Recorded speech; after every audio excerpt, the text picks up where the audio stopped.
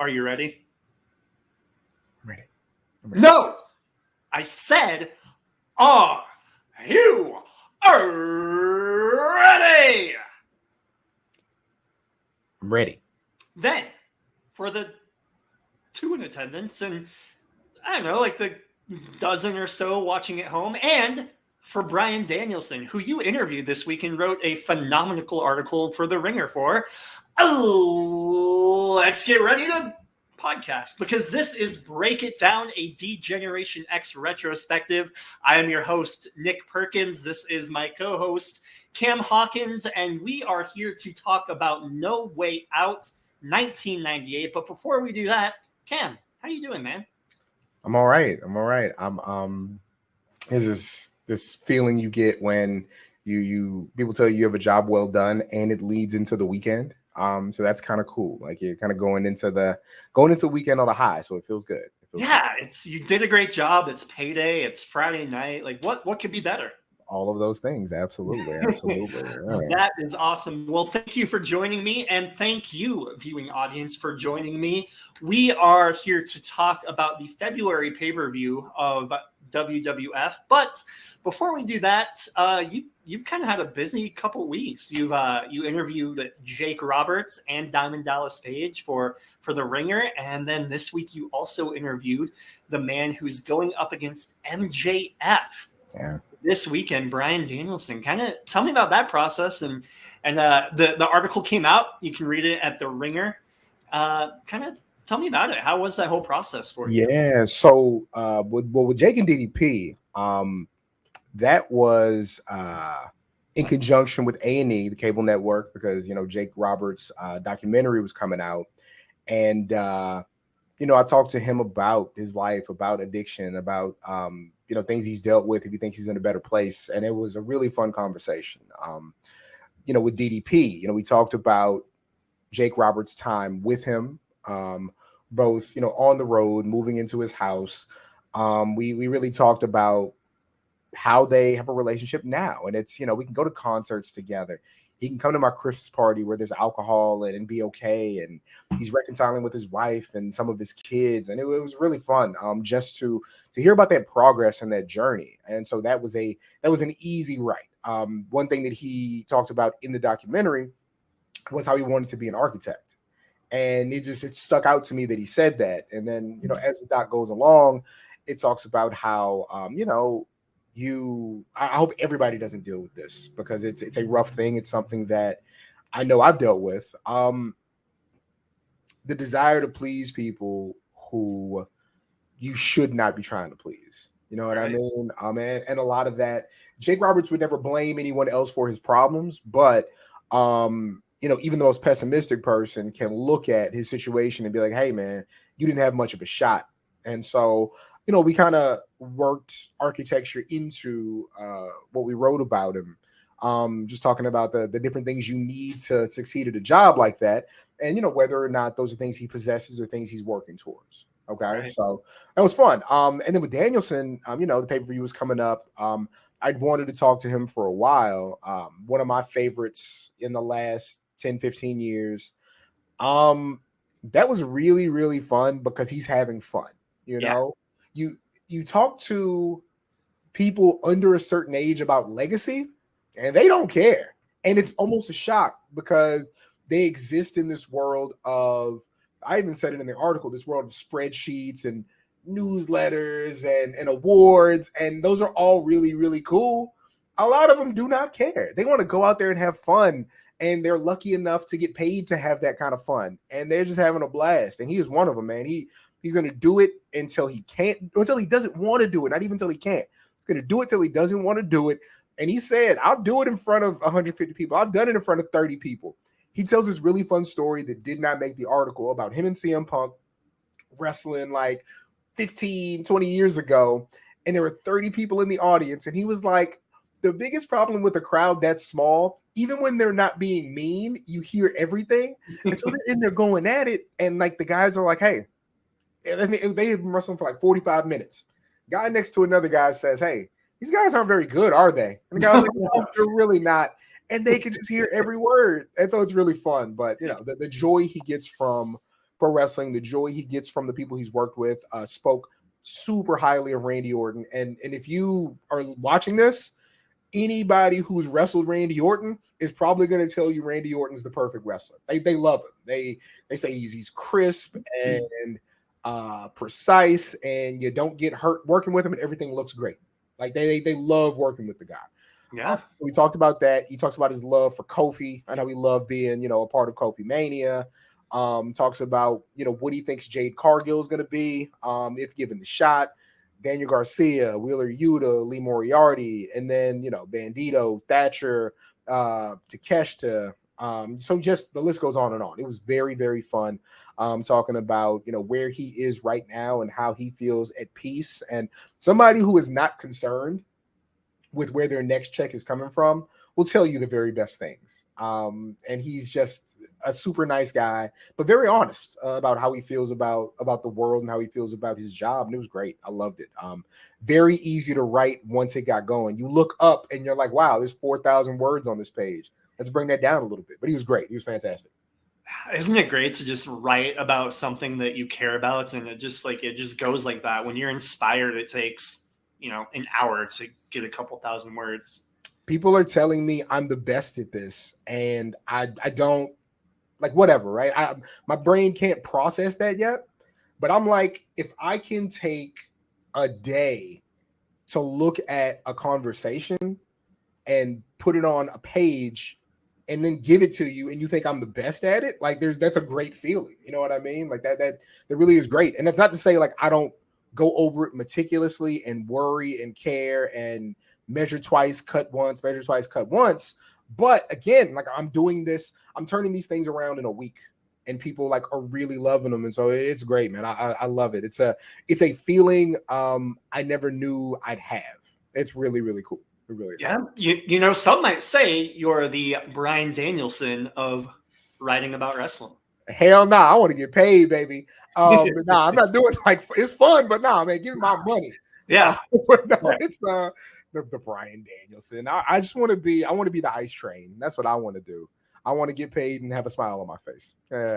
That's all it is. All it is. Somebody else who kind of has a smile on their face these days is Sami Zayn. And I know that, this is a nostalgia podcast. We don't want to talk about current events too much, but we're a couple weeks removed from Elimination Chamber and that big match between Sami Zayn and Roman Reigns. And I did just kind of want to get your thoughts on the pay-per-view as a whole, but also on the match specifically between Sami Zayn and Roman Reigns. What do you think?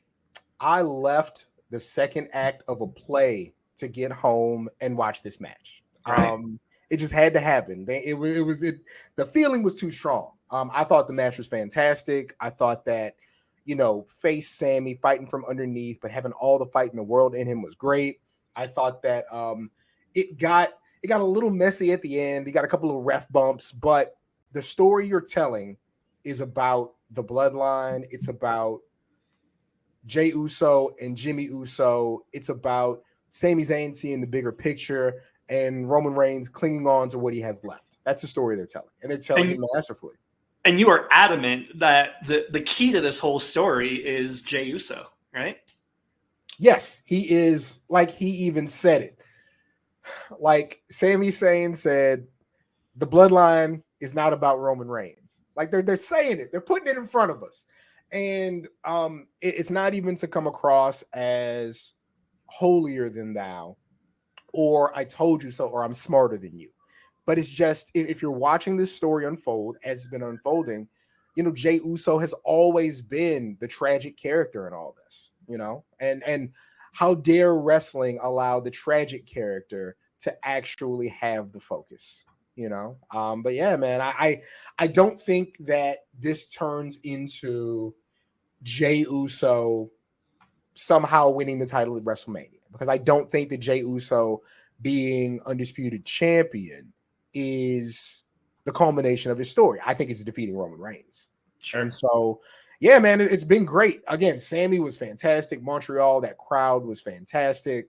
They brought in Ariel Helwani to do the video package. Yeah, there was feeling, there was nostalgia. Like this was very, very important. And I do not think they did Sami Zayn a disservice. I thought he equated himself perfectly. And I don't think it's any type of demotion what they have him doing now. Yeah, I mean, like you said, the story really is, it's not about the undisputed title, really. It's about family, and it's about friendship, and it's about bonds, and it's about gaslighting and coming out from people's shadows. And you don't need the title to do that. Cody can have the belts and he can tell his story. I think that even if and when Cody Rhodes defeats Roman Reigns, I don't think that's the end of the bloodline story. I think that's just the next chapter of it. Yeah, absolutely. So speaking of next chapters, in our very first episode, we covered Royal Rumble 1998. That's the pay-per-view where Stone Cold Steve Austin won the Royal Rumble for the, some might say first time, some might say second time, but he did punch his ticket to WrestleMania 14. Shawn Michaels defeated The Undertaker in a casket match, and we spent a couple hours talking about that in our last one. We won't rehash much of it here, but something that did happen that will play into everything we're talking about today is that during the match, The Undertaker back body dropped Shawn Michaels over the top rope onto the casket. Shawn Michaels really, really hurt his back. He didn't know it at first. He got up and he finished the match, and even the next day he was cutting promos and doing everything that you want to do, but that little bump would end up costing him about 4 years of his career. And it almost cost the main event of WrestleMania 14. So let's check out the Wrestling Observer. Dave Meltzer is, the historian when it comes to some of this stuff. And he wrote that in timing that is being considered by many as easily predictable, the sass from Meltzer is unbelievable in this. WWF champion Shawn Michaels was diagnosed on February 11th, or just 4 days before the WWF pay-per-view, No Way Out, that we're going to be talking about, as having 2 herniated discs in his lower back, supposedly aggravated by weight training the previous day. The timing of the injury was notable because it came just 2 days to the 1-year mark from his announcement on a live television show, where he was scheduled to drop his belt of an apparent career-ending knee injury last year that kept him out of doing jobs for both Psycho Sid and Bret Hart to lose the title. So let's kind of sit on that. Obviously, you can tell that the sass from Meltzer, what point he's trying to prove. We come to find out this was a legitimate injury, probably. But when you were watching it years ago, 25 years ago, and now kind of looking back on it now, do you think his injury was legit, or was this just kind of another playbook from the book of the Heartbreak Kid?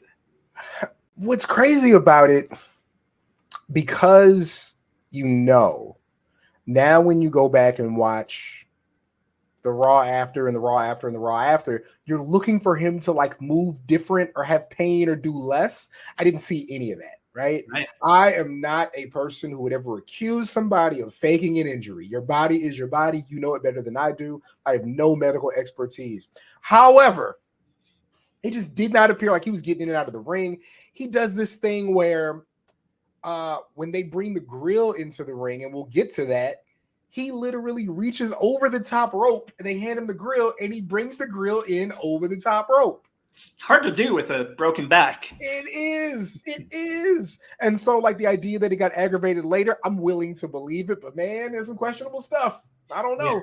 And that's what Meltzer said. He wrote that the injury, stemming at first from the major bump he took over the top rope with his back cracking on a casket at ringside, kept him out of action to the point that this pay-per-view was scheduled to be his only appearance in the ring before WrestleMania, but he didn't even get that far. Nope. Meltzer wrote that Michael was treated with cortisone shots to alleviate the problem. He was told to stay bedridden for at least 1 week after being kept at the San Antonio Methodist Hospital overnight for treatment. He said the injuries didn't even allow Michaels to travel to the pay-per-view in nearby Houston. So Michaels cracked his back on the casket, and then I guess the rumor is that while he was working out, he kind of tweaked it and made it worse to the point that he couldn't even go to the pay-per-view. So the main event of No Way Out, which we'll get into a little bit later on, was scheduled to be DX, Triple H and Shawn Michaels, and the New Age Outlaws teaming together for the very first time to take on Stone Cold Steve Austin and Owen Hart, Cactus Jack, and Terry Funk in kind of a 4-on-4, not an elimination match, but just a 4-on-4 kind of street fight. Would have been the first time and only time that Triple H and Shawn Michaels teamed up with the New Age Outlaws. We did not get that kind of match. We'll talk about it more later.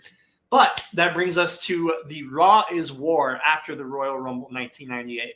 If you remember, after Shawn Michaels beat The Undertaker, Kane lit the casket with The Undertaker's body on fire. On fire, Cam. So Raw opens up with The Undertaker's music, which is strange because, as we previously alluded to, he was on fire. But Undertaker's music hit, and after just a couple minutes, it was not The Undertaker that came out. It was Paul Bearer. And let's talk about Paul Bearer for a minute. I know this is a DX podcast, but in addition to, I feel like Steve Austin, DX, The Undertaker, Kane, and Paul Bearer were kind of like the linchpins of Monday Night Raw in 1998. Would you agree? I would agree. And even the way WWE would frame the beginning of their shows, like, even though what's going on with Shawn Michaels and Steve Austin is the primary focus, you're still getting like immediate like undercard video packages of the Undertaker Kane story. Like, it is very much like the second largest story. Typically, like now in WWE, and even in AEW, the second largest story isn't getting like full vignette to open a show with the main event story, even if the match is being hyped. Like, no, this was like booked like a co-main event. It was very much like the important thing. And yeah, Kane, Undertaker, and Paul Bearer were doing some heavy lifting from 1997 to 1998. Absolutely. I think I'm of the opinion that the bet, maybe until the Bloodline, but I've always said that the best story that the WWF has ever told has been that of The Undertaker and Kane, at least until like the last few years, like when they actually had that match with DX, and it was just sad for everybody. But from the beginning of it, from 1997, before Kane was even a part of the show, to the late 2000s, like the story of The Undertaker and Kane, I think it's one of the best stories WWF has ever told. And one of the important factors of that story has been Paul Bearer. We're not going to talk about him a whole lot in this series, but tell me about what you think about Paul Bearer, his performance, and just kind of what he meant to The Undertaker and Kane story. Well, I want to say this before we get to that, like, because I agree with you. The Undertaker and Kane is probably, like, outside of the Bloodline, their best long-term story. What's the difference? It's the story that's not rooted in professional rivalry. Like, these two are not competing for a spot, right? So Cena Rock, that's about like jealousy, regardless of which side you fall on. You can name 15 Triple H rivalries that are that. You know what I mean? As much as I love Steve Austin, when you're getting late game Steve Austin with guys like Kurt Angle, with guys like Triple H, Steve Austin will tell you himself that there's a professional paranoia in his head that is dictating how certain things are working. But no, Undertaker and Kane was Undertaker, one of the biggest long-term, most enduring stars they ever had, and Kane, a guy they rehabilitated, who got in the gym, got under a mask, and was dedicated to what he was doing. Like, it is very much like, they're not real brothers, but it's two people helping each other the entire time. Like, yeah, it really is. And Paul Bearer is so important. And I say Paul Bearer because, like, as a kid, I didn't know it was Bearer. So it was just Paul Bearer. He was a bear. And then they had a Paul Bearer teddy bear. But no, I think they had an Undertaker teddy bear. It wasn't a Paul Bearer teddy bear. But no, Paul Bearer is so important because in a story like this with wrestling, it's important to have more than one narrator. This is before Undertaker is give you long form promo. Kane's literally not talking. And so so Paul Bearer, it plays such a big role in telling you the story that Jim Ross and Michael Cole and the King aren't telling you. You know what I mean? And then Paul Bearer not only becomes manager and confidant, but he becomes like father and enemy and manipulator. Like there's a lot to him. Yeah. Paul Bearer is like the first person I remember, and I say remember, I revisited it today, but Paul Bearer is the most sex positive manager ever. Paul Bearer comes out the night after No Way Out. And no, not the night after No Way Out, the night after Royal Rumble. And they hate him because he helped them set the Undertaker on fire. On fire! They hate him, and they are chanting, "You suck" at him, and they are chanting it like crazy. Yeah. And he gets this smile on his face. And Nick, do you know what he says? I do, but why don't you tell us? He says, "Well, I must be pretty good at it," and gets the most shit-eating grin on his face. And you know what? The whole crowd stops because he wins. There's nothing they can do. How do we respond to that? I loved Paul Bearer. I like the fact that Percy Pringle was like a real person and like a pleasant person in life. Apparently, like it's just so crazy because he's creepy mortician man. He's the tall guy from Phantasm. If only he was fat. Like he's the worst person. He's frightening. But no, he was fantastic in that role. Loved him to death. For years and years, the best. Absolutely. Yeah. Rest in peace, Paul Bearer. You have built a legacy. Somebody else that was trying to build a legacy, how's that for a segue, was Shawn Michaels. So after Paul Bearer cut his promo and told the world that he should have gotten a Golden Globe Award for his performance, we cut to Shawn Michaels and DX backstage. And Shawn Michaels was wearing sunglasses for reasons that may or may not have included certain extracurricular activities. Whew. But he said that following his win at the Royal Rumble, he just couldn't sleep because he felt so bad for what happened to The Undertaker. What with that whole setting him on fire thing.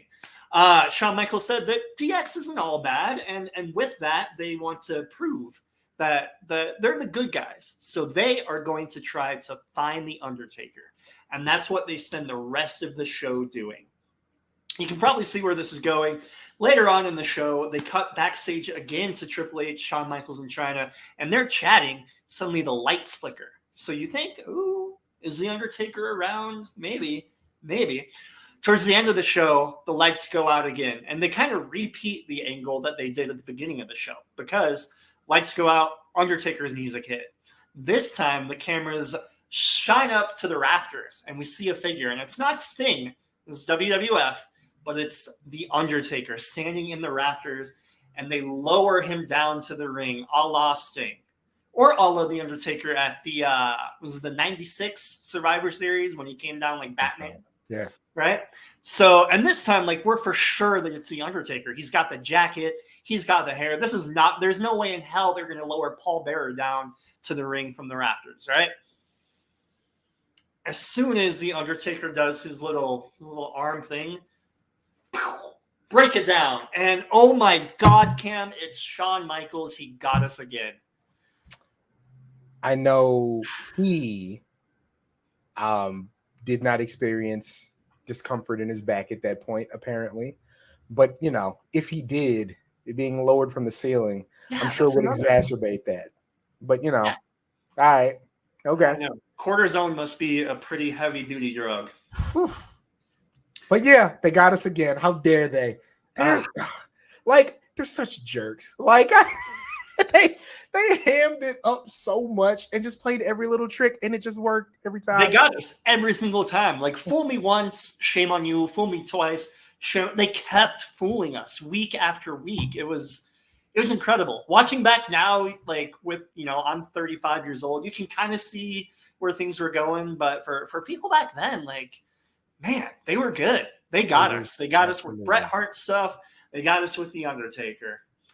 So this is when you think back to the Attitude Era and kind of the DX era of the Attitude Era and kind of that late 97, early 98. This is one of those segments that got a lot of airtime. This is when they, as you alluded to earlier, they take out a grill, like an actual like barbecue grill. They take Undertaker's jacket, they throw it in the grill. They're having kind of a eulogy for The Undertaker, though it's not a very respectful one. They're saying that The Undertaker is dead and gone.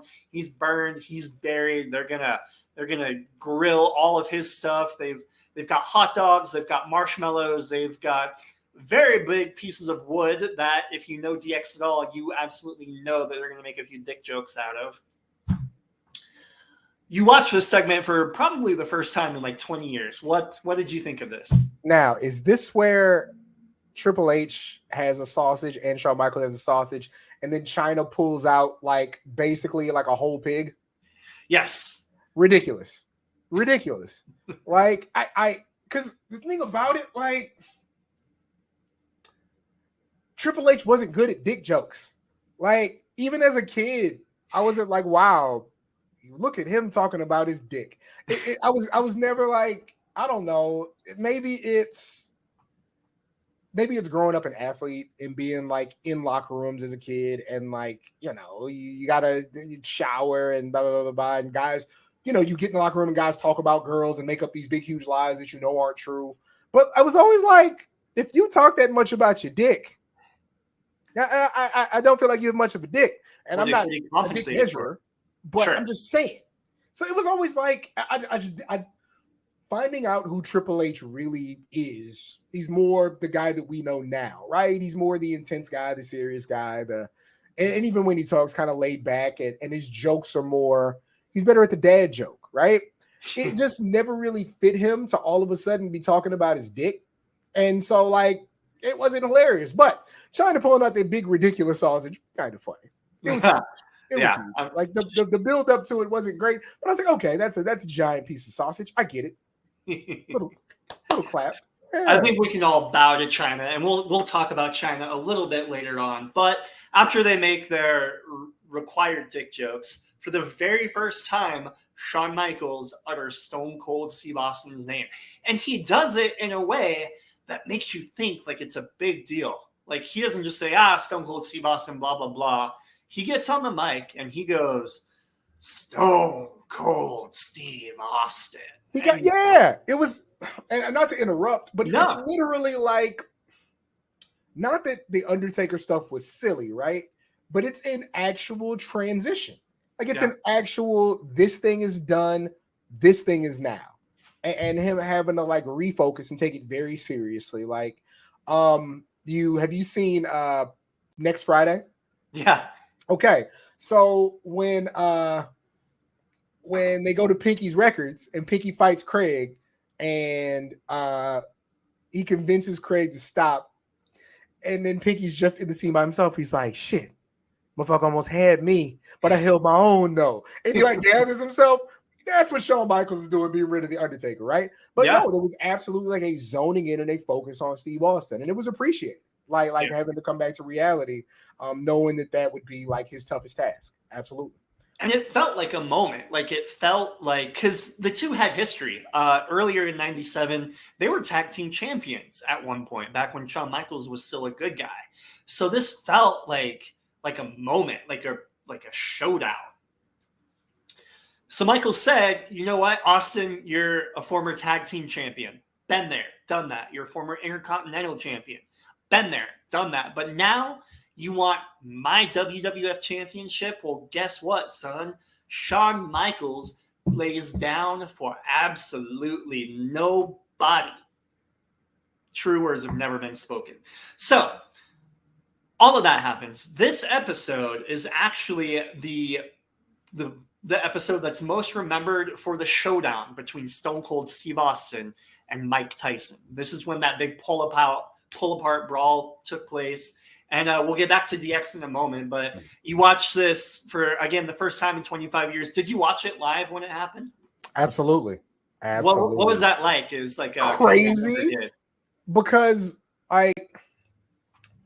when people get upset that Roman Reigns is not on TV every week,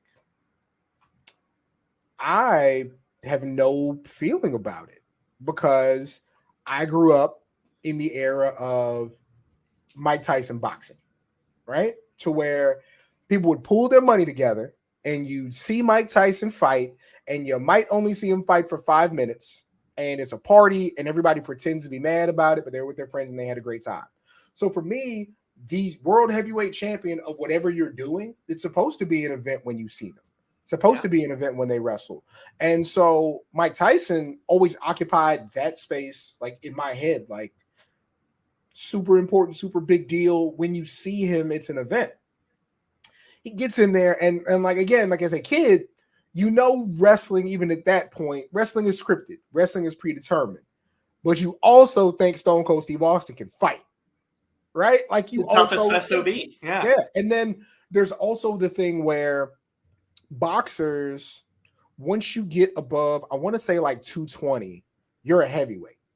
So, you can be 225 defending your title against a guy who's 265, right? And so Mike Tyson out of boxing isn't, Mike Tyson's 5'10.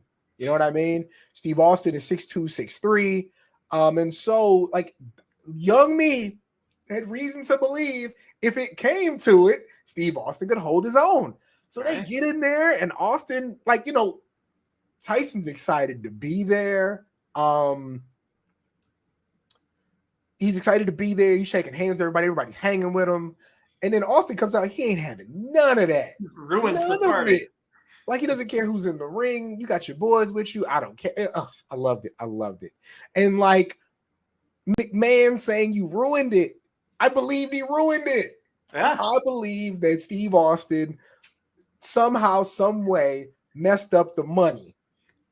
And like I loved it. Oh, I love it. I still love it. Like because of course, like they showed it on every episode from there in clip form leading up to. Oh, it was great. Great. Yeah, it was a moment. Eric Bischoff says that this was the moment where he knew that WCW was kind of in trouble. Do you think that was this like the turning point for WWF in their battle against WCW for rating supremacy? Even though there had been celebrities involved in wrestling at every level. Even though Lawrence Taylor had main evented WrestleMania, you have all of these people who have come around in these moments and they've been involved in wrestling or wrestling adjacent and, Sting and RoboCop and all this kind of stuff.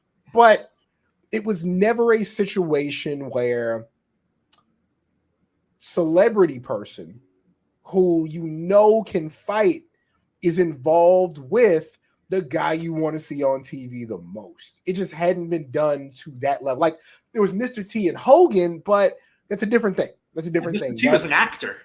Exactly. Like it's just a different thing altogether. Mike Tyson, you could believe in your heart that there's nobody in that building who could beat up Mike Tyson, right? No, it's amazing. There had never been anything like it. And so if I'm the other guy watching from across the street and I see this, I don't got nothing for that. There's nobody in the world right now. Like, Schwarzenegger didn't come in until well after his prime to hit Triple H on SmackDown. You know what I mean? Like, you're not getting Stallone is not the intimidating figure that you want him to be when the camera ain't going like this. And no disrespect. It's just not who he is, right? So no, they got the baddest man on the planet. They really did get him, and I would be frightened. I'd be shook. What do I do? Back in '98, man, Mike Tyson was like he was the man. Like he was all over. He had just like come off this Holyfield fight where he bit the man's ear off. Like he was a megastar. So for Vince McMahon and the WWF to get him to have him feud with the star of WWF, it was huge. Yeah. And like on top of that, you're coming off of the fumble that is Starrcade 97. Right? Like it's not only are they maximizing what they have, but you're in recovery mode. Shawn Michaels had a lot of pull with Vince McMahon, right? As hot as Sting was at the time, wasn't nobody hot like Steve Austin. There was no conversation that Shawn Michaels, and a healthy Shawn Michaels at that, there's no conversation he could have had with Vince McMahon to where that title wasn't going on Steve Austin. It just was not the case, right? Hogan still had control, and like all due respect to Eric Bischoff is TV guy in charge of wrestling, not wrestling guy doing stuff on TV. It's different. So I don't know if it was in Eric Bischoff at that time to really stand up to Hogan and to face whatever consequences would come. Again, things changed. Gosh, somebody tried to get on me today, Nick, because I didn't know that how the ROH set right now is a callback to the ROH set from yesteryear. Someone told me. Why didn't you know that, Cam? Everybody knows that. Someone told me it looked like NXT, and I was like, yeah, you see it, because it does look like NXT black and gold, right? Sure. But they tried to get on me, and somebody even went to the point where funny story. It's a guy who works for Body Slam, small as the world is. Anyway, tried to accuse me of not being a proper wrestling historian, and so I shouldn't have the job I have, I guess. One of our guys said that to you? Yeah, well, it's fine. Well, he's fired. I can't. Yeah, get rid of that guy. No, he's fine. He's fine. But to bring it back, Hogan on that day, they called a meeting and was like, "Hey, I know what we're doing for Starrcade 97. Man, let's do something different," and totally messed up the flow. Shawn Michaels is not in that position. I don't even know if he wanted to. Like, I also think Shawn Michaels is smart enough to know, hey, I can stretch this thing so far, right? Like, I'm getting away with a lot. Why do this too? But for whatever reason, this played out perfect to where WCW is not on its last legs. It's not failing at the time, but they're recovering from the fumble from December. January to February, WWF at the time is as hot as it can be, right? So, no, man, I'd be scared too. I'd be frightened in that this thing is working exactly like it should. I'd be shook. What do I do? Absolutely. So that's how that episode of Raw ended, with the big pull apart. Mike Tyson, for some reason, had this big wad of cash in his suit, and money went everywhere after Austin. I love it. You never been rich. You never been rich. Me neither, right? I ain't carrying that much cash around. It must feel good though, right? I want to can lose cash and have my people pick it up rich. Oh my goodness, because they got that money. But yeah, and it's just when you watch it back, Austin puts the fingers in his face, and then Tyson is like, "You want it with me, and then push." It's perfect. It's so good. Of course, it's like a real push, but we've seen celebrity encounters look so fake and cartoonish. It's perfect. It's absolutely flawless. There's a reason that many people think that this is the number one moment in Raw history. I would be hard pressed to find anything that beats it. Yeah. So the next week opens with DX. They're backstage. They're doing that bit from Austin Powers where they're holding different things in front of Triple H's body to kind of hide his stuff. They've got the European title that they're holding over it. It's a bit from Austin Powers, which back in the 90s, Austin Powers was here's the big deal. Those movies were great. So they steal that bit. This week, Triple H is scheduled to take on Owen Hart for the European Championship. And Triple H is getting his knee wrapped by China, and he tells Owen Hart, "You know what? I may not be at 100%, but even at 50%, I can still beat you." That's kind of his challenge to Owen Hart. We'll come back to that. But then Shawn Michaels speaks up, and he says that, "You know what? As much as I want to defend this WWF Championship against Steve Austin at WrestleMania, you saw what happened last week. The real story is between Steve Austin and Mike Tyson. So, being the gracious man that I am, I'm going to take a step back, and I'm going to say that Stone Cold Steve Austin versus Mike Tyson, that should be the match at WrestleMania. And I will graciously bow out. But what would WrestleMania be without Shawn Michaels? So, instead of competing, why don't I become the special referee for Stone Cold Steve Austin versus Mike Tyson?" And it was so seamlessly the perfect chicken shit heel thing to do, but he did it in a way that still he didn't look like a dork. He still seemed cool and funny, but it was such a chicken shit heel thing to do. It was hilarious. Give us 3 words. Let them fight. Let them fight. We'll and get they back really to that. chanted it. You're sheep. You're sheep. How dare you let him do that to you? Each and every one of you. That raises a good point, though. Do you think that maybe the main event, if they could have finagled it, do you think it should have been Austin versus Tyson? No. And the reason I'll say no, I think, again, the perfect use of Mike Tyson was how they did it before. Having him involved was great, but I don't think you expose either guy like that. You know what I mean? Like, I don't think you put that much pressure on them. They got everything they could out of that. They wouldn't have made a single more dollar if those two fought, I don't think. I think it was perfect. Yeah, absolutely. Shawn Michaels, though, disagrees. He wanted to not have to defend his title against Austin, and they did come out later. They this was the segment where they were wearing like Uncle Sam costumes. They had red, white, and blue balloons falling from the ceiling, and they chanted, "Let them fight," and the crowd did. And they did. Speaking of, so Michael said that he would graciously be the special guest referee. I don't know if you're a big video gamer. I loved WWF video games back in the day, and my favorite thing to do on those games was to be the special guest referee. You know, you'd get your buddies, you'd have one buddy facing another buddy, and you'd be the referee, and you'd screw them over every single time. You hit that 2 count. Or the one guy you got mad at? Yeah. Oh yeah. Every single time. You are a horrible person. Yeah. But I would do it too. It you know what? They should have expected it. Literally every single Friday night, we'd play No Mercy, and I would do the 1, 2. Sometimes I'd throw them to Stone Cold. I'd flip them off. It's perfect. Those were the days. Yeah. So DX is Shawn Michaels' Triple H in China. We know that eventually the New Age Outlaws will become a part of DX, but at this moment in time, they're not quite there yet. They're still kind of DX adjacent, but they've got their own story going on with Cactus Jack and Terry Funk, right?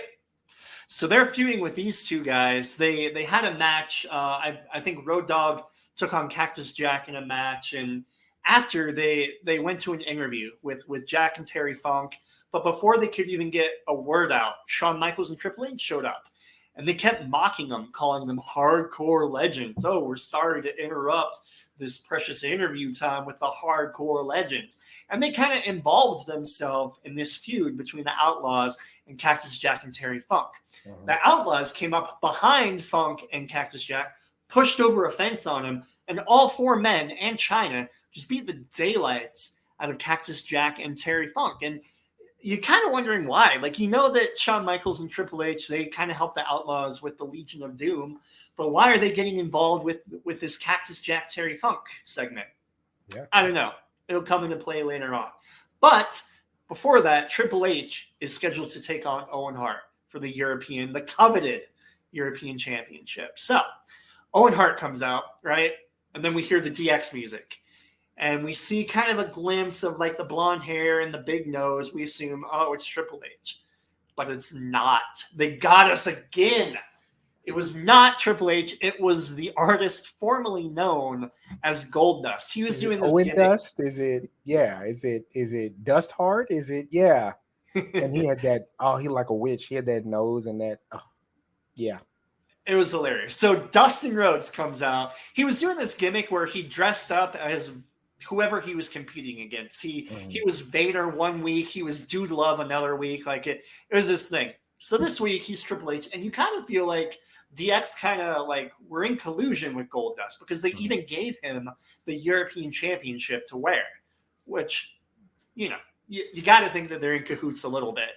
So Owen Hart, he's annoyed. He's pissed off, and he's like, well, I'm here to wrestle. He's so annoyed. Like, it's like he looks down the ramp, and he has his, like, I think he has one hand on the rope and the other on his hip, and he's just like, he's not amused. amused. Yeah. He's not amused. But he's there to fight. So he says, you know what? Screw it. Let's have a match. So him and Goldust have a match. Owen Hart wins. He traps him in the sharpshooter. Goldust taps out. That's the match. While he's celebrating, DX comes up on the Titantron, and Triple H, once again, with this super mocking tone, he says, oh, good job, Owen Hart. You won the match. Too bad you didn't win the title. But Sergeant Slaughter had other plans. Slaughter had been feuding with DX for a few months, even to the point where at the DX pay-per-view, he took on Triple H in a terrible match. But it seemed that every single time Sergeant Slaughter did something to DX would get one back over on him. He could never win. This time was different though, Cam, and I'll tell you why. Sergeant Slaughter got on the microphone and he said, "You know what? That was a pretty good joke, Triple H. But since Owen Hart was signed for a match for the European Championship, and since he was scheduled to face Triple H, and he did beat Triple H, I am going to make Owen Hart the European champion." And Triple H, for as much as it seemed like he didn't care about that European title, he was pissed. Yes, he lost his mind. He was throwing chairs like he was Bobby Knight. It was the first and probably only time that Sergeant Slaughter finally got one over on DX. Absolutely. Yeah. He was, Owen Hart was happy. Triple H, you can see like that crutch in the background. Yeah, he's livid when this happens. He is really freaking out. And I didn't think it was like, again, we're revisiting this. I'm even looking at it like, oh, that's going to be overturned later in the night. Me thinking about wrestling like today, right? It's like, no. It's stuck. Yeah. Owen Hart was the champion going forward. Yeah. There was no gold dusty finish. Mm-hmm. So Owen Hart is the new European champion. Very next week gave way to one of the most iconic segments in DX history. I asked around to see if we could actually play the segment, and we cannot. Just, copyright, IP, whatever. But this was a segment that opened Raw where it was the DX special report. You remember it. I remember it. Hopefully, if you're watching this podcast, you remember it. This is when Triple H and Shawn Michaels did their presidential address, right? Do we have the actual words? I think we have the actual words. They did play an uncensored version came out. I'm gonna see if we can find it real quick. I want to see if we can find it because I want to say it. I don't know if they have like a DX promo uncensored. I want to, because that's a lot of bad words. It's so many bad words. So while we're looking for that, the story goes that USA, who was the company or the channel that was airing WWF Raw at this time, the story is they were kind of fed up with DX. DX kept pushing the envelope. So USA went to Vince McMahon and they were like, "Dude, you got to tell these guys to chill. They're pulling out fake dicks all the time." Talking about fake dicks, and they're not even funny about it. You gotta corral these guys a little bit. So Vince McMahon went up to them and he said, "You guys, they're gonna take us off the air if you don't turn it down." But they did not, and they actually took. So USA sent a letter to Vince McMahon, and they said, between the hours of such and such, you cannot say these words. You cannot talk about these types of things. We're going to see if we can play a little bit of audio from it because it's there's no way we'll be able to do it justice. And if they take us down, if the WWF bots come for us, then so be it. Let's check it out.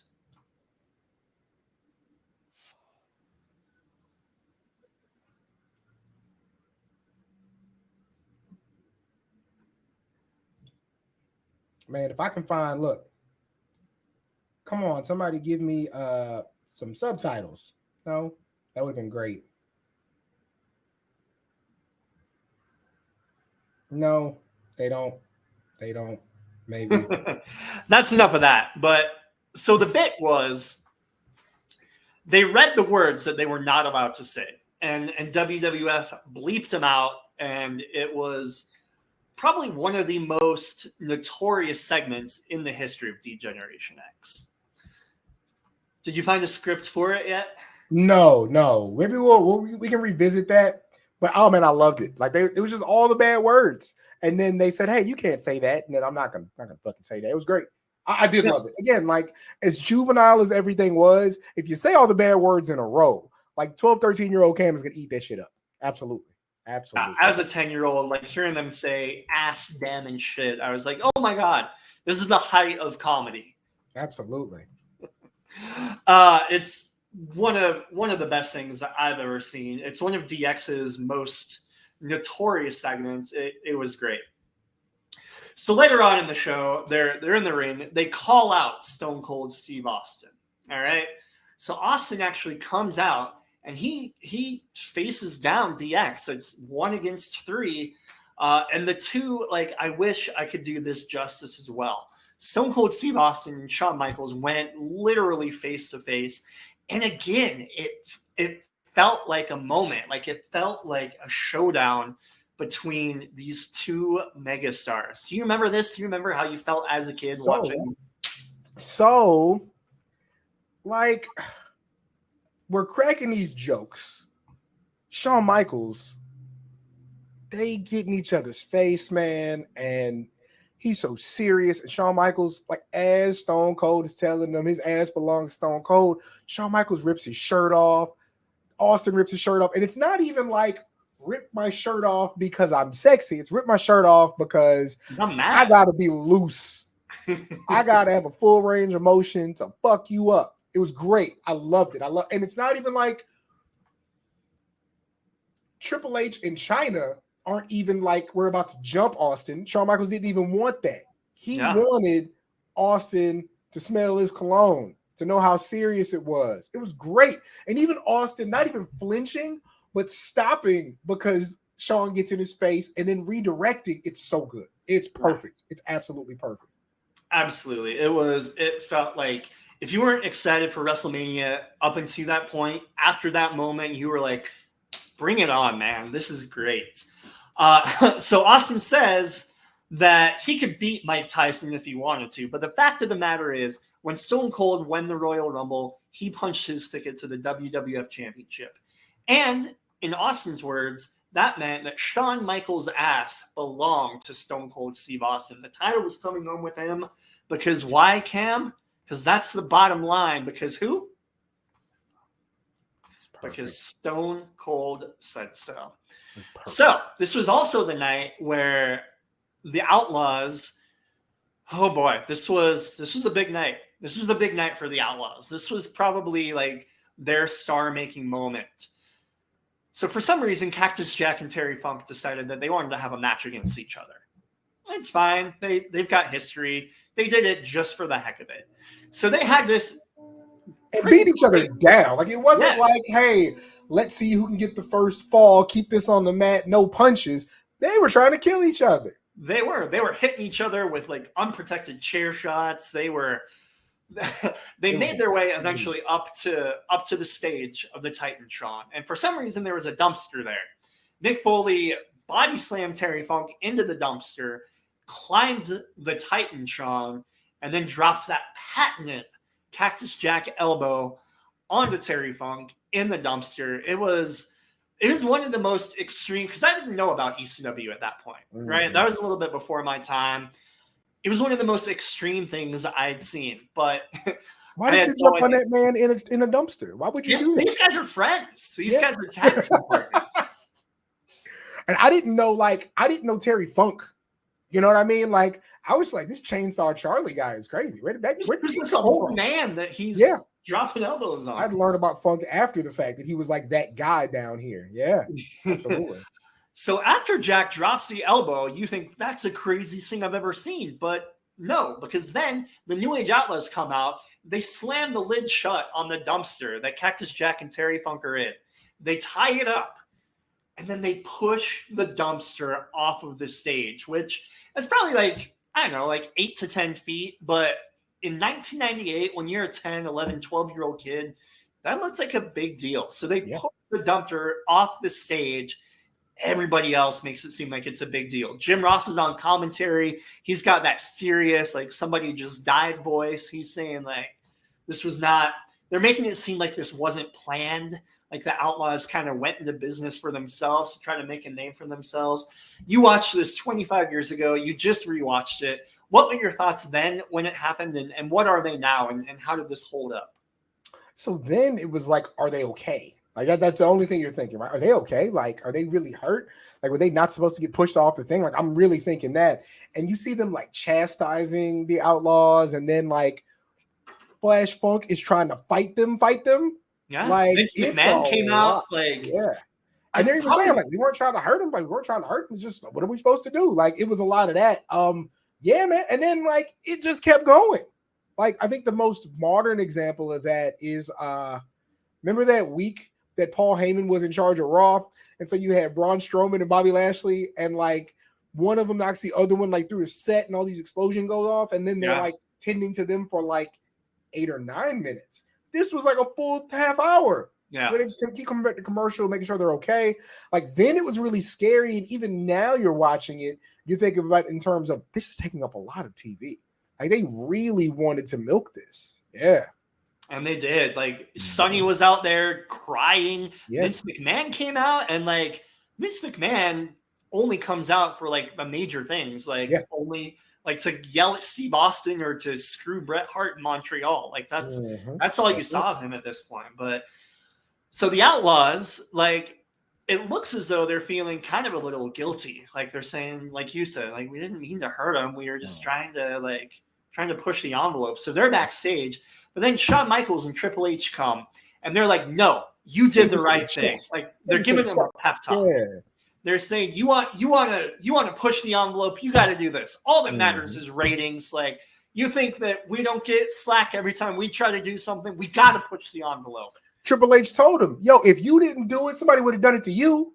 Like, yeah, they are really gassing them up. Absolutely. Yeah, it really felt like the Outlaws were about to become household names. And boy, were they. It took 4 segments. It was unbelievable. So later on in the show, Billy Gunn fights Owen Hart. Owen Hart, it's another distraction, another DQ. DX comes out. They beat up Owen Hart. They take Owen Hart to the top of the stage. Triple H DDTs him on the top of the steel ramp. So you're like, oh, man, they're really kind of hurting these guys. And then finally, main event of the show is the Road Dogg taking on Stone Cold Steve Austin. Once again, ends in a disqualification. DX comes out. Billy Gunn interferes. They're all beating up Stone Cold. Owen Hart comes out. He tries to defend him. And then, and this is what I want your opinion on. And then, so earlier in the show, after the dumpster dive, they took Terry Funk and Cactus Jack to the nearby hospital, right? Like, they put him in the ambulance. They drove him away. You think, like, they're gone for good. An hour later, they come back. Terry Funk is wearing, like, an assless, like, hospital gown. Cactus Jack is carrying his, like, IV bag. It's funny now, but do you think that kind of took away from the gravity of the situation that happened earlier? I thought it was great. I thought it was great then. I think it's great now. It does, but what it also does is you send the people home happy, right? Like, you're building to because they faced off at WrestleMania, right? Right. Outlaws, and so you're building to that, and so you still want them around. You want to show their toughness. I liked it. I think it worked. Is it ridiculous for that to happen and things have stopped that long and for you to somehow make it back? Yes, but we're meant to understand that these are 2 ridiculous men. You know what I mean? Like, they're ridiculous in and of themselves. We know the things that they've been through. Particularly if you're a WWE fan specifically, you know what Mick Foley has survived. And so, yeah, I think it was good. I think it worked. Yeah, absolutely. I kind of disagree. I feel like especially the assless hospital gown on Terry Ridiculous. Funk. Yes. I see the humor in it now, especially knowing Terry Funk and like the man is insane. Yeah. But I don't know. I think it took away a little bit from the gravity, but that's okay because the next week happens and Stone Cold Steve Austin comes out. He says, I want Michaels. I want him now. Shawn Michaels comes up on the Titantron. He's not going out there. He says, you know what? I'll face you, Stone Cold, but on my time. And right now is not the time. Stone Cold says, oh, really? Well, I think I got something that you may want. Shawn Michaels says, what? Austin says that he's got Shawn Michaels' WWF Championship belt. Michaels blows him off. He says, no, you don't. I've got it right here. Picks up the bag, pulls out the belt. It's a kid's title. It's a toy championship. It is foam, and it's like so small. And Shawn looks at it like, yeah, it's perfect. Yeah, it was hilarious. So Austin has the real belt, much like when Owen Hart got the European title. Shawn Michaels is pissed. He's throwing chairs. He's swearing. He's doing everything he can. He tells Austin, you know what? I'm gonna find you later. I'm going to get my belt back. Later on in the show, China is seen talking with Los Boricuas, who, if you don't remember who they are, it's okay, nobody does. But Savio Vega, my guy, and Jesus, and whoever else was there. We're gonna talk about Savio Vega, but so China is speaking with Los Boricuas. She's speaking great Spanish, like homegirl's fluent in Spanish, and she's convincing them to help DX beat up Stone Cold Steve Austin. Right? So a little bit of racism, like asking the gang of Puerto Ricans to recover your gold jewelry, is just okay. All right, I suppose. Yeah. Yeah, they were all racist, it was the 90s. What do you do? Yeah. So at the end of the show, Shawn Michaels and Triple H and China came out. And he says that at No Way Out, DX and the New Age Outlaws are going to take on Cactus Jack, Terry Funk, Owen Hart, and Stone Cold Steve Austin. But Michaels said that he didn't want to wait until No Way Out to take back what's rightfully his. The Heartbreak Kid waits on absolutely nobody. He says Austin's going to get his ass whooping tonight. So he calls out Stone Cold Steve Austin. Austin comes out, and you know that it's Austin taking on Shawn Michaels, Triple H, China. Like, it's not great odds. Yeah. But he runs into the ring anyway because Stone Cold Steve Austin fears nobody. Triple H, Shawn Michaels, China, they exit the ring, and now Austin's in the ring.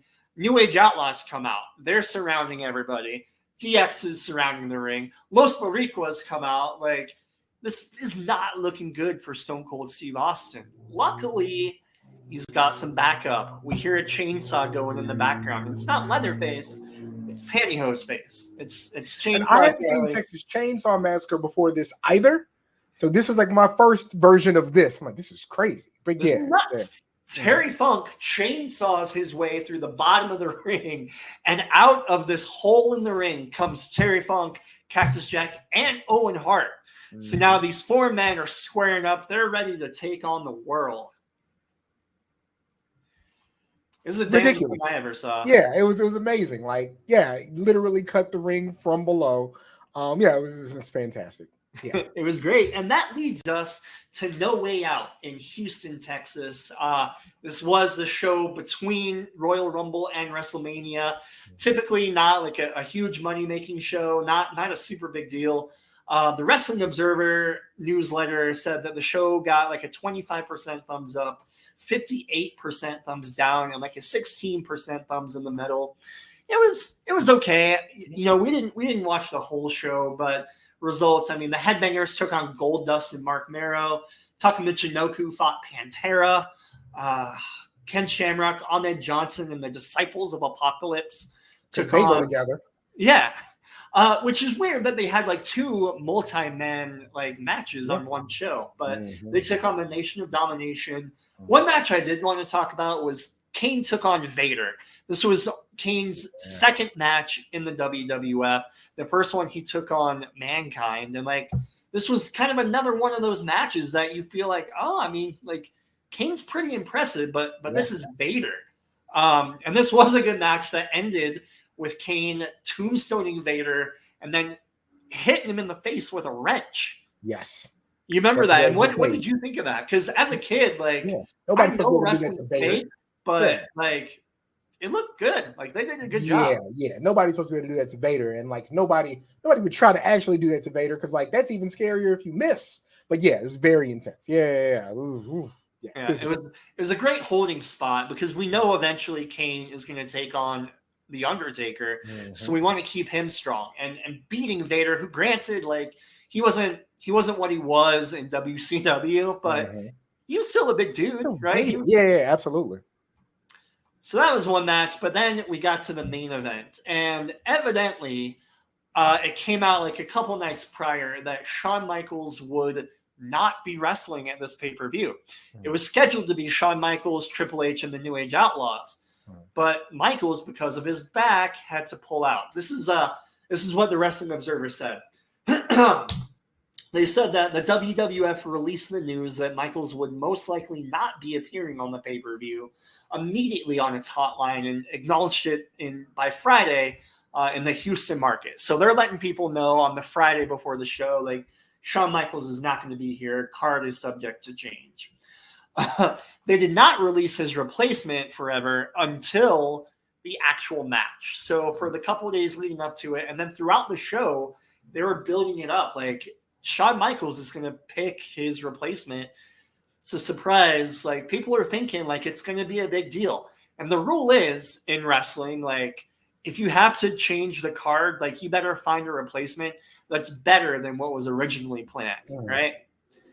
They did not do that because the replacement... That was not the case. The replacement for Shawn Michaels was Savio goddamn Vega. Bless his heart, man. Bless his heart. Look at your face. Look at you. You look I was mad about it then. I'm mad about it now. Like, you look upset again. They could have gotten The Rock, maybe. They could have. But The Rock wasn't The Rock. Like, he was better than Savio Vega. Oh, Savio Vega was involved in the story, man. Come on. Barely. He was barely. They could have had China. They could have had China. Well, they did have China. But if they had China, then you don't get the China thing at the end, though. Like, you had to have somebody, you know? Like, you're mad at Vince all over again, and Shawn. Yeah, mad at Shawn Michaels too, but I get it. Like, you didn't want to have him hurt himself more, but whatever. This is what the Wrestling Observer says. Meltzer wrote that with the showstopper having been stopped, the WWF instead started teasing the dreaded mystery partner angle to take his place for the main event. The lack of company talent was exposed once again with a poor undercard and a main event that promised a surprise, which fizzled out, which to a lot of people killed what was an otherwise entertaining match before it even started. So Meltzer was tough on it too. He said that as something of a consolation prize for the fans, given the change with Michaels, who no doubt was expected to carry the match and logically provide a memorable ending, they turned the match into like an ECW-style garbage match. So it was a no DQ match. There were trash cans, there were chairs, there were tables. Meltzer wrote that the original plan of the match was for Austin to beat Michaels clean, get that 1-2-3. Since they could not do that, they had to have a different kind of memorable ending. And this is actually where they did come up. Like, this was a cool moment. So they get the win. Austin gets the win. He beats Road Dogg. It's a pretty good match otherwise. Like, you watched it today for the first time in years. Like, you know, it wasn't Canadian Stampede from the Calgary show, but it was a pretty good match. It was still solid. Like, Road Dogg is kind of forever underrated. Yeah, you know, he's very good. You know, Billy Gunn, you know, held his own. We know Owen Hart's great. Austin is you know, it's post neck Austin, but it's still like a year or two before Austin really does not have that mobility. It's very good. It's very good. Like, as far as the in-ring stuff, and even when it breaks down, like, because of that era, it's good. Like, the heat on the Outlaws is there because Road Dogg comes out in a Tennessee Oilers shirt in 1998. Like, it's and they're in Houston, Texas. Yeah, so there's like it was selling. Absolutely. Yeah, it was good. It was a good match, and we got Austin getting the win. But what that show is remembered for more than anything was what happened after the match. So everybody else leaves the ring. Austin's in the ring celebrating. He's not quite doing beer bashes yet. That comes a little bit later. But he's celebrating. And Chyna is in no mood to celebrate. She gets in the ring, and she's, like, begging Austin to hit her. Like, and Austin, for his part, like, he's doing the right thing. Like, he's hands on his hips, just like, yeah, he's not going to hit a woman, even a woman that's as incredibly physical. Yo, if you guys like go back and watch this as we're talking, go watch the last episode of Raw where Chyna enlists the help of Los Barricos. Watch Chyna walk into the shower, fully clothed, walk into the shower looking for Austin. It's just a shot of Chyna's back, and it's the most impressive thing you've ever seen. And I don't mean impressive for a woman, it's the most impressive thing you've ever seen. Her back is huge. I was like, again, as somebody who's watched this and is like into bodybuilding and goes to competitions and all that, like, I was so impressed. She's huge. It's a great visual. Like, it's amazing. She's probably the most muscular person like in that match. On the roster, yeah. At that point, yeah, for sure. Yeah. Like outside of Kane, who's a larger person, she was huge. Absolutely. Yeah. So and we'll talk about China here in a minute, but before we do that, so China jacked up. She's looking for a fight, and you know what? Like, she could probably win with anybody except Stone Cold Steve Austin. So Yes. she keeps pushing Austin and pushing Austin and pushing Austin, literally and like metaphorically. Finally, she gives Austin the old double bird, and that's it for Stone Cold. He's been pushed too much. He took all he can took, and he can take no more. He finally, for the very first time, gave a Stone Cold stunner to China. And this happened like Austin had stunned Jim Ross. He'd stunned Sergeant Slaughter. He'd stunned Vince McMahon. This was like the last stunner that could really, really kind of surprise somebody and like and really be a big deal. And for years prior, China was the one getting physical. She was the one beating up the boys, right? Like she would body slam Mankind, or she'd hit Ahmed Johnson with a low blow. This was the very first time a guy fought back and gave the Stone Cold Stunner to China. What a moment that was. It was the loudest pop of the night. Absolutely. It was an incredible sight. What did you think when you saw China? Hey man, she got hers, man. You've been sticking your nose in everybody's business. You know what I mean? And the man tried to walk away, and you're the size of a house. Hey man, it happens. And he and of course, like we'll talk about it as the next shows come up. But man, she couldn't even show up after that. Man, she was distraught, emotionally, physically, and psychologically. She was done for. It was amazing. It really was. And of course, like the reluctance, because Stone Cold is the face in the situation. The reluctance was great. But yeah, like said, your man got pushed too far, and that was not a crowd that was against it. It was unbelievable. It was the moment of the night. It's one of the coolest things China and Stone Cold have done together. And that kind of leads us. So this Sunday, this is going to release on Saturday. So tomorrow, Sunday, A&E is releasing their biography of China. Long overdue. Like, China has just started in recent years to kind of get her roses, to get her flowers. Tell me your thoughts on China. Tell me, like, back in the day when you saw her, what was she like? And what is her legacy now in the grand scheme of World Wrestling Entertainment? What did she offer? We've never seen a woman who looks like that, number one. The way she carried herself, and she wasn't just big, like she could really get physical. So that was really great. Was seen as like the contemporary of the hottest act in the company at the time. When she became her own solo thing, was revered, thrived in every situation they put her in. And my thing, as I've been, writing more, you pay attention to who wrestlers tell you influence them. And we are now of a generation where the 20-somethings and the 30-somethings, they only go as far back as the Attitude Era, if that far. And a lot of them, like China, is that woman for them.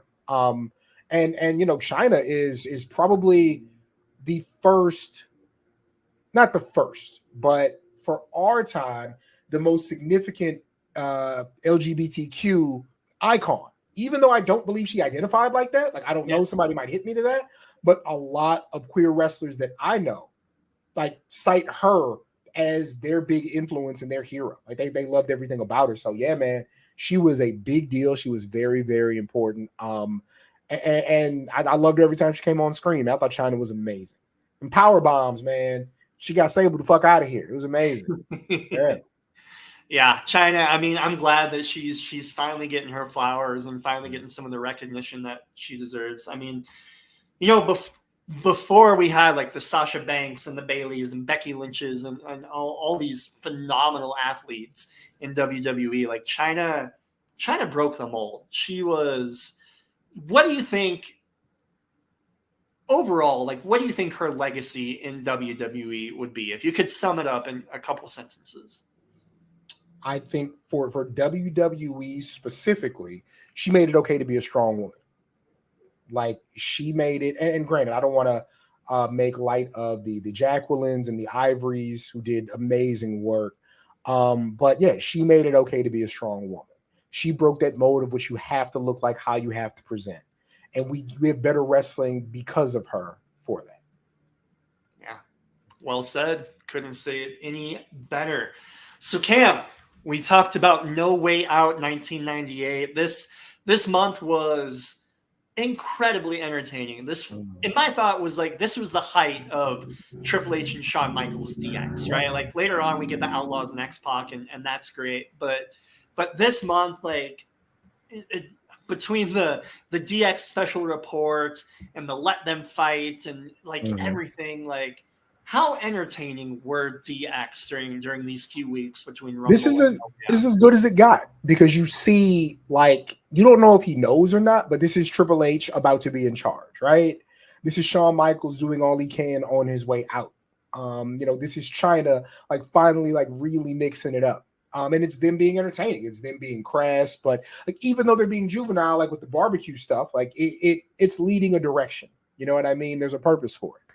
Yeah, I agree. I think this was their most entertaining time, like as a unit, focused in on what's coming, manipulating things in front of the camera, behind the scenes, not behind the scenes, but manipulating things. Yeah, Triple H being mad about the Intercontinental or about the European title. Shawn Michaels doing things to secure his belt, treating Stone Cold like a real threat. Like, yeah, I think this was absolutely their best time as a unit for sure.